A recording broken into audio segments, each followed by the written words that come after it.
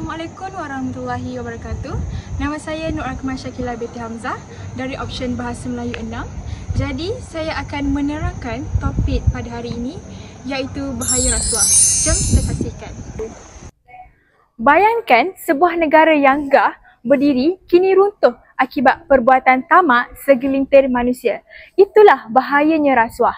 Musuh nombor satu negara kita. Rasuah bukan sekadar jenayah tetapi penyakit sosial yang menghakis nilai amanah dan kejujuran dalam diri manusia. Apa itu rasuah? Rasuah ini bermaksud penerimaan atau pemberian suapan untuk mendapatkan sesuatu secara tidak jujur.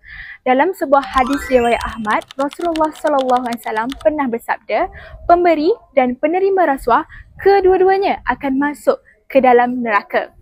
Hadis ini mengingatkan kita bahawa rasuah bukan sekadar dosa kepada undang-undang tetapi juga dosa besar di sisi Allah Subhanahu Wa Taala.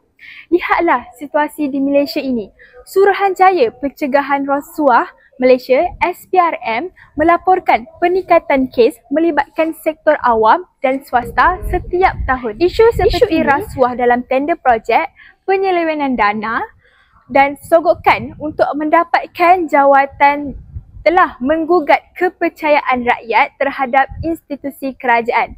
Bahkan ada pelajar dan belia mula memandang remeh perbuatan seperti memberi duit kopi untuk memudahkan urusan, sedangkan itu adalah rasuah yang membudayakan secara halus. Maka, apakah langkah-langkah yang kita boleh ambil? Pertama, menanamkan nilai integriti sejak di bangku sekolah.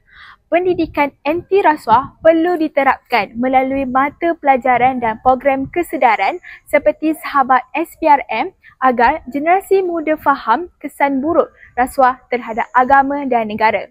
Kedua, menguatkan penguasaan undang-undang. Hukuman perlu tegas dan telus tanpa mengira pangkat atau kedudukan. Mereka yang bersalah mesti diadili supaya menjadi pengajaran kepada orang lain. Ketiga, peranan masyarakat juga penting.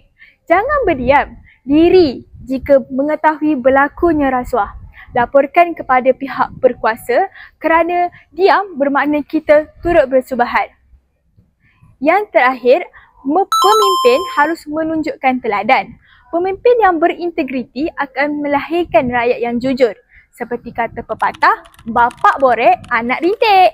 Jika pemimpin bebas rasuah, rakyat juga akan mencontohi nilai bersih itu.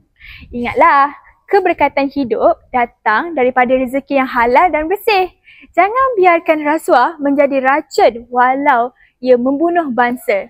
Jujurlah, walau tidak diawasi, amanah walau tiada yang memuji. Sekian, terima kasih.